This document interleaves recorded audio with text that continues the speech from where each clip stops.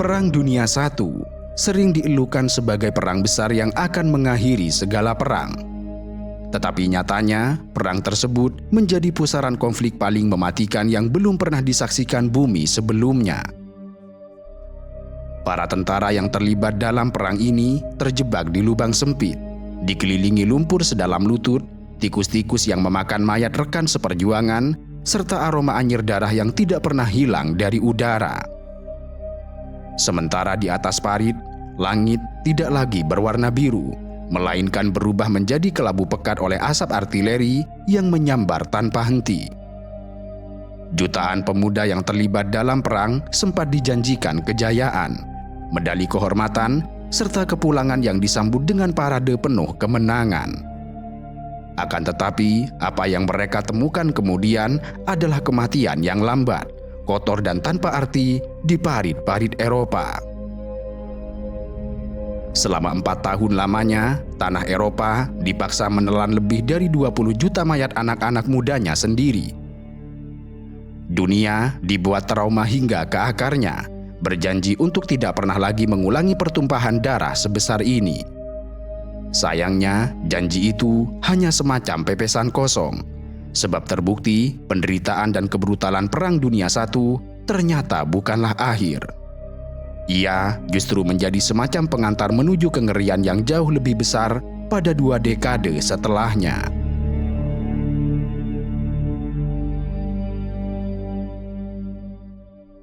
Perang Dunia I dimulai dari peristiwa yang sangat lucu.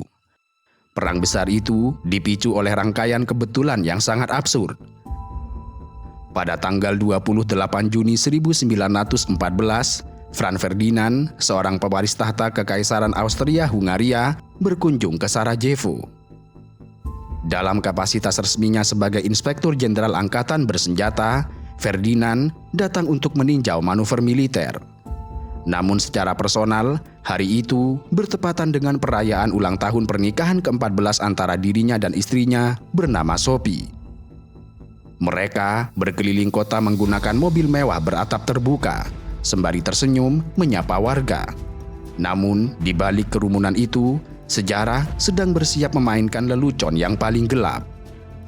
Itu karena dalam kerumunan itu terdapat sekelompok pemuda radikal dari organisasi bernama Black Hand yang menyusup di antara warga. Mereka memiliki satu misi, yaitu membunuh sang pewaris tahta. Para pemuda itu bukanlah pembunuh bayaran profesional berdarah dingin. Mereka hanyalah sekumpulan anak muda amatir yang gugup, berkeringat, dan sangat tidak berpengalaman. Itulah mengapa percobaan pembunuhan mereka di pagi hari itu berakhir sebagai sebuah komedi konyol yang memalukan. Salah satu dari mereka mengumpulkan keberanian dan melempar bom ke arah mobil Franz Ferdinand.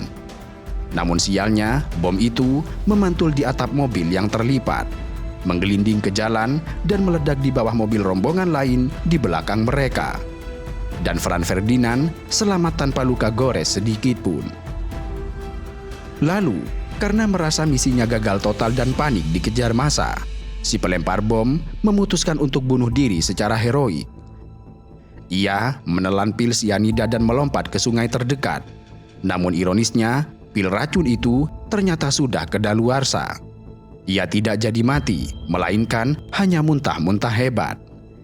Sialnya lagi, sungai tempat ia melompat, airnya sedang surut, hingga kedalamannya hanya setinggi mata kaki. Dengan demikian, pemuda itu tidak jadi mati karena racun, juga tidak mati karena tenggelam. Akhirnya, ia ditangkap polisi dalam keadaan hidup, basah kuyup, dan berlumuran dengan lumpur. Hingga detik itu, Ferdinand masih selamat. Meski sempat marah besar di balai kota, Ferdinand yang keras kepala menolak membatalkan acaranya. Namun, ia mengubah rencananya, yaitu membesuk para korban ledakan bom di rumah sakit kota. Lalu, disinilah takdir menunjukkan kekejaman yang luar biasa. Sang sopir mobil yang rupanya tidak diberitahu tentang perubahan rute ini menyetir ke arah yang salah. Menyadari kesalahannya setelah diteriaki oleh ajudan, sopir itu menginjak rem, berusaha memundurkan mobilnya yang berat dan kaku di jalanan yang sempit. mesin mobil itu kemudian tersendat lalu mogok. Lalu, tepat di depan sebuah kedai makanan, berdirilah seorang pemuda bernama Gavrilo Princip. Seorang pemuda kurus berumur 19 tahun, salah satu anggota Black Hand yang tersisa. Ia sedang berdiri lesu sehabis membeli roti, merenungi betapa memalukan kegagalan kelompoknya di pagi itu. Ia mengira semuanya sudah berakhir dan mereka telah menyia-nyiakan satu-satunya kesempatan yang ada. Akan tetapi, saat Princip menoleh ke jalan, ia melihat sesuatu yang sangat mustahil. Mobil target utamanya berhenti dan mogok tepat di depan hidungnya. Dan kali ini, sang pewaris tahta duduk tanpa pertahanan berjarak kurang dari 2 meter darinya. Tanpa berpikir panjang, Princip segera melangkah maju, mencabut pistol, menutup mata, dan melepaskan 2 tembakan. Satu peluru menembus leher Ferdinand, sedangkan peluru lainnya mengenai perut istrinya. Keduanya lalu tewas dalam hitungan menit sebelum mencapai rumah sakit. Namun, tidak ada yang menyangka bahwa 2 butir peluru dari pistol di sudut jalan itu akan segera berubah menjadi insiden pembunuhan berantai yang menyeret puluhan negara ke dalam pusaran konflik paling mematikan yang belum pernah disaksikan bumi sebelumnya. Berita pembunuhan di Sarajevo segera menyebar melalui kabel telegraf ke seluruh ibu kota dunia dan segera memicu riak kejutan awal. Kendati demikian, reaksi publik Eropa pada minggu-minggu pertama bulan Juli 1914 sangatlah anti-klimaks. Tragedi itu dianggap sebagai krisis regional yang segera tergantikan oleh berita-berita lokal. Rakyat Eropa tetap melanjutkan liburan musim panas mereka. Bahkan, para petinggi militer pun merasa situasi cukup aman untuk beristirahat. Hingga saat itu, tidak ada yang menduga bahwa sebuah konflik di semenanjung Balkan akan menyeret peradaban manusia ke ambang kiamat industri. Namun, di balik keheningan publik, periode antara pembunuhan tanggal 28 Juni hingga pecahnya peperangan skala penuh pada awal Agustus, yang kemudian dikenal oleh sejarawan sebagai The July Crisis, adalah masa di mana diplomasi rahasia dan kepanikan elit berkuasa memicu reaksi berantai yang mengerikan. Di Wina, ibu kota Austria-Hongaria, duka cita bercampur dengan nafsu balas dendam. Pemerintahan kekaisaran melihat kematian pewaris tahta bukan sekadar tragedi, melainkan kesempatan emas yang telah lama ditunggu-tunggu. Mereka ingin menghancurkan Serbia sekali dan untuk selamanya, karena menganggap negara tersebut sebagai sarang terorisme dan agitasi yang mengancam keutuhan kekaisaran multietnis mereka. Masalahnya, jika Austria menyerang Serbia, mereka tahu bahwa kekaisaran Rusia yang menganggap dirinya sebagai pelindung tradisional bangsa-bangsa Ortodoks Slavia pasti akan ikut campur secara militer. Oleh karena itu, Austria-Hongaria tidak berani bertindak sebelum mendapatkan jaminan dari sekutu terkuatnya, yaitu Kekaisaran Jerman. Maka, pada tanggal 5 hingga 6 Juli 1914, sejarah mencatat salah satu keputusan diplomasi paling fatal yang pernah dibuat. Utusan Austria-Hongaria tiba di Berlin, dan Kaiser Wilhelm II dari Jerman, didukung penuh oleh kanselirnya, mengeluarkan apa yang kelak dijuluki sebagai cek kosong. Jerman berjanji untuk memberikan dukungan militer tanpa syarat kepada Austria-Hongaria, tidak peduli apapun tindakan keras yang akan diambil oleh Wina terhadap negara Serbia. Keyakinan palsu ini didasari oleh ilusi para jenderal Jerman bahwa perang akan dapat dilokalisir. Atau, jikapun meluas, Jerman siap menanggung resiko yang lebih besar untuk mencegah isolasi geopolitiknya. Cek kosong inilah yang kemudian menghilangkan segala keraguan di Wina. Setelah menyusun rencana dengan saksama, pada tanggal 23 Juli 1914, Austria-Hongaria mengirimkan sebuah ultimatum resmi kepada pemerintah Serbia. Tuntutan-tuntutan dan dokumen tersebut dirancang sedemikian rupa sehingga mustahil untuk dipenuhi oleh negara berdaulat manapun tanpa kehilangan martabat dan kemerdekaannya. Di antara 10 poin tuntutannya, Austria memaksa Serbia untuk membubarkan organisasi rahasia, membersihkan sektor militer dan pendidikannya dari sentimen anti-Austria, serta menuntut agar aparat penegak hukum Austria-Hongaria diizinkan beroperasi di wilayah Serbia untuk menyelidiki jaringan pembunuh. Wina hanya memberikan waktu 48 jam bagi Serbia untuk merespon beragam tuntutan itu. Namun yang mengejutkan, demi menghindari pertumpahan darah, pemerintah Serbia merespon dengan penuh kerendahan hati. Mereka menyetujui hampir seluruh poin dalam ultimatum itu, kecuali sebagian kecil klausul terkait intervensi polisi Austria yang secara langsung melanggar aturan di Serbia. Akan tetapi, bagi Austria-Hongaria, ketaatan yang hampir sempurna itu belumlah cukup, sebab mereka memang menginginkan perang, bukan sebuah rekonsiliasi. Pada tanggal 25 Juli, hubungan diplomatik kedua negara secara resmi diputus. 3 hari kemudian, pada tanggal 28 Juli 1914, Kekaisaran Austria-Hongaria menyatakan perang terhadap Kerajaan Serbia. Dan esok harinya, tanggal 29 Juli, peluru pertama mulai menghujani ibu kota Serbia. Seiring meletusnya perang balas dendam itu, mesin propaganda di berbagai negara langsung bekerja dengan cepat. Media massa mencetak narasi-narasi patriotik yang membakar semangat rakyat. Para pemuda mendaftar ke militer dengan senyum yang mengembang, diiringi oleh sorak-sorai keluarga di stasiun kereta api. Setiap pihak diyakinkan oleh pemerintah masing-masing bahwa ini adalah perang defensif yang suci untuk mempertahankan tanah air dari agresi bangsa barbar. Dan di atas semua itu, ada sebuah ilusi masif yang tertanam kuat dalam benak para pemimpin serta rakyat awam, bahwa perang modern akan berlangsung sangat cepat, brutal, namun menentukan. Mereka percaya secara buta bahwa para prajurit akan kembali ke rumah dan memeluk keluarga mereka karena perang akan selesai sebelum Natal. Mereka tidak menyadari bahwa kemajuan teknologi industri senjata telah mengubah wajah peperangan selamanya. Sejak dekade 1870-an, benua Eropa memang berubah menjadi kamp militer raksasa. Saat itu, semua negara besar membangun sistem wajib militer, di mana setiap pemuda wajib berlatih kemiliteran selama 1 hingga 3 tahun, dan kemudian menjadi pasukan cadangan selama puluhan tahun sesudahnya. Sistem ini memungkinkan negara untuk memanggil jutaan serdadu dalam hitungan hari.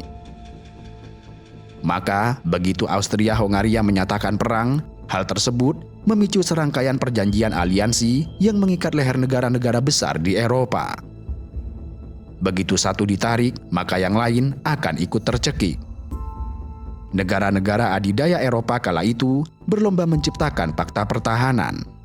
Idenya memang terdengar sangat mulia, bahwa jika yang satu diserang, maka yang lain akan ikut membantu. Saat itu, kekuatan Eropa terbagi menjadi 2, yaitu blok sekutu yang digawangi oleh Inggris, Prancis, dan Rusia. Kemudian blok poros yang diisi oleh Jerman, Austria-Hungaria, serta Italia. Niat awalnya adalah menciptakan keseimbangan teror agar tidak ada yang berani memulai konflik. Kendati demikian, apa yang mereka bangun sebenarnya bukanlah tameng perdamaian, melainkan sebuah mesin waktu menuju kiamat kecil. Mereka ibarat menyusun rapi ribuan kartu domino yang hanya butuh satu sentuhan kecil untuk meruntuhkan semuanya. Dan sentuhan mematikan itu akhirnya datang dari sebuah kota bernama Sarajevo. Setiap negara yang terlibat dalam perang sebenarnya telah lama menyimpan rasa lapar masing-masing. Mereka tidak pernah terlibat dalam perang ini kecuali untuk kepentingan pribadi dan ambisi yang sangat besar. Di sisi blok poros ada Austria-Hongaria yang tidak ubahnya seperti raksasa tua yang rapuh. Kekaisaran ini sedang sekarat dari dalam. Kekaisaran Austria-Hongaria memiliki terlalu banyak etnis, mulai dari Ceko, Serbia, dan Kroasia yang memberontak ingin merdeka. Maka, membumi hanguskan Serbia adalah cara mereka untuk mengirim pesan teror agar etnis lain tidak berani macam-macam. Sebelum pecahnya krisis, pasukan tetap Austria-Hongaria berjumlah antara 400 hingga 500 ribu pria. Namun, berkat sistem cadangannya, saat perang diumumkan, mereka dapat seketika memanggil sekitar 2.600.000 pasukan siap tempur. Kendati jumlahnya besar, tentara kekaisaran ini menderita masalah kesetiaan struktural karena terdiri dari beragam etnis dengan puluhan bahasa yang berbeda yang terkadang menolak perintah komandan berbahasa Jerman atau Hongaria. Adapun Jerman, mereka ibarat raksasa yang sedang merasa tercekik. Saat itu, Jerman adalah raksasa yang cukup tangguh. Itulah mengapa mereka memutuskan untuk terlibat dalam perang ini. Sejak bersatu pada tahun 1871, Jerman tumbuh menjadi monster industri dan militer. Namun demikian, mereka merasa terjepit secara geografis karena diapit oleh Prancis di barat dan Rusia di timur. Ambisi Jerman tidaklah main-main. Mereka ingin menyingkirkan kedua pengapitnya, mendominasi daratan Eropa, dan merebut status penguasa dunia dari tangan Inggris.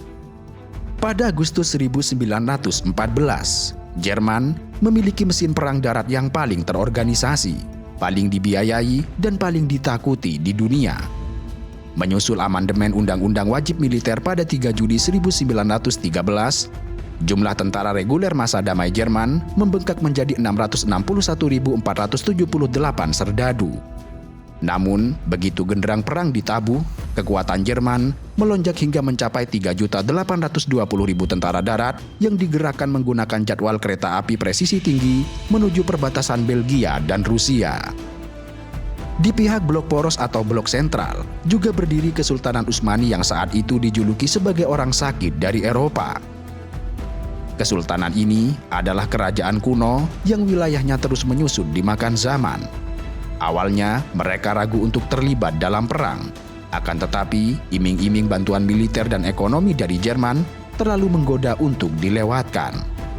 Utsmani seolah berjudi dengan nasib, berharap perang ini bisa mengembalikan kejayaan masa lalu. Sebuah pertaruhan tragis karena langkah ini justru menjadi paku terakhir di peti mati mereka. Adapun di pihak sekutu, terdapat negara Serbia yang secara diplomasi berusaha sebisa mungkin untuk menghindari perang dengan menyetujui nyaris seluruh isi ultimatum. Namun saat diserang, mereka harus mempertahankan kedaulatan negaranya. Meskipun populasi negaranya kecil, Serbia mengerahkan sekitar 400.000 pasukannya. Yang membedakan mereka dari negara lain adalah para prajurit ini memiliki pengalaman tempur langsung yang sangat kaya karena baru saja melewati kekerasan Perang Balkan sejak tahun 1912 hingga 1913. Sementara itu, keterlibatan Kekaisaran Rusia dalam perang ini juga memiliki tujuan tersendiri. Saat itu, Kekaisaran Tsar Rusia adalah negara raksasa dengan masalah internal yang kronis, yaitu kemiskinan ekstrim serta ancaman revolusi berdarah. Bagi Tsar Nicholas II, keterlibatan ini juga masalah prestise dan kelangsungan ras. Menyerahkan Serbia untuk dihancurkan oleh Austria sama dengan melepaskan peran Rusia sebagai pembela utama gereja Ortodok dan bangsa Slavia di Eropa bagian timur. Rusia juga tengah gencar melaksanakan program modernisasi militer secara besar-besaran yang didanai oleh pinjaman para bankir Perancis, sehingga ikatan antara keduanya semakin mustahil dilepaskan. Saat itu, Kekaisaran Rusia dijuluki sebagai raksasa berkaki lempung. Artinya, Rusia memiliki sumber daya nyawa manusia yang hampir tidak ada habisnya, namun dilumpuhkan oleh mesin logistik yang uzur. Pada bulan Juli 1914, militer reguler mereka yang berjumlah sekitar 1,4 juta didukung oleh cadangan raksasa. Mereka mengklaim dapat langsung memanggil lebih dari 4 juta pasukan bersenjata. Namun sayangnya, infrastruktur rel kereta yang sangat minim menyulitkan pengerahan manusia dalam jumlah besar itu. Adapun negara Perancis, mereka tengah menyimpan api dendam yang tidak pernah padam. Bagi Perancis, perang ini bukan soal Serbia. Ini adalah panggung balas dendam. Sejak dipermalukan oleh Jerman pada Perang Franco-Prusia pada tahun 1870 hingga 1871 dan dirampasnya sebagian wilayah emas mereka, Perancis tidak pernah bisa tidur dengan nyenyak. Maka ketika Jerman mendekati Paris, militer Perancis merespon dengan amarah yang meledak-ledak. Tujuan mereka hanya satu, yaitu menghancurkan dominasi Jerman untuk selamanya. Sedangkan Inggris sebagai raja lautan dan penguasa koloni di 5 benua sebenarnya enggan untuk mengotori tangannya di daratan Eropa. Namun, invasi Jerman ke Belgia yang netral adalah penghinaan. Terlebih lagi, Jerman secara diam-diam membangun armada laut raksasa yang mengancam jalur urat nadi perdagangan Inggris. Maka, bergabungnya Inggris dalam perang merupakan langkah yang dipandang sangat cerdas untuk mengunci ekonomi Jerman lewat blokade maritim yang mematikan. Dalam narasi perang dunia ini, ada satu negara yang memainkan peran geopolitik paling mengejutkan sekaligus penuh kalkulasi. Negara itu bernama Italia. Jika negara-negara seperti Prancis dan Rusia terseret ke medan laga karena invasi atau kesetiaan pada aliansi, maka Italia justru berdiri di pinggir lapangan catur, mengamati jalannya peperangan sebelum akhirnya melakukan manuver putar balik yang mengubah peta kekuatan Eropa. Sejak tahun 1882, Italia sebenarnya terikat dalam aliansi 3 serangkai bersama Jerman dan Austria-Hongaria. Hanya saja, saat maklumat perang benar-benar diserukan, Italia justru mengumumkan netralitasnya. Italia menggunakan celah hukum dalam fakta militer tersebut. Itu karena aliansi 3 serangkai murni bersifat defensif atau bertahan. Maka Italia beralasan bahwa Austria-Hungaria lah yang menjadi agresor dan menyerang Serbia lebih dulu. Dan parahnya lagi, Austria-Hungaria tidak berkonsultasi dengan Italia sebelum mengirimkan ultimatum ke Serbia. Maka karena syarat diserang lebih dulu tidak terpenuhi, Italia merasa tidak memiliki kewajiban moral maupun legal untuk ikut campur dalam perang. Akan tetapi, sejak Italia berhasil menyatukan kerajaannya pada abad ke-19, masih ada wilayah-wilayah yang sebagian besar penduduknya berbahasa dan berbudaya Italia, namun masih terjajah oleh kekuatan asing. Dan kekuatan asing yang menguasai tanah impian mereka itu tidak lain dan tidak bukan adalah sekutu mereka sendiri, yaitu Austria-Hongaria. Wilayah-wilayah seperti Trentino, Trieste, Istria, sebagian Dalmatia dan lainnya adalah permata yang sangat diidamkan oleh para nasionalis Italia di Roma. Dan ini menjadi ironi terbesar dalam aliansi 3 serangkai, bahwa Italia bersekutu dengan negara yang justru menguasai tanah yang paling mereka inginkan. Para pemimpin Italia sadar betul bahwa jika mereka ikut berperang membela blok poros dan menang, maka Austria-Hongaria akan semakin kuat dan mustahil bagi Italia untuk merebut wilayah-wilayah tersebut. Maka satu-satunya cara untuk menyatukan tanah leluhur mereka adalah dengan melihat Austria-Hongaria hancur.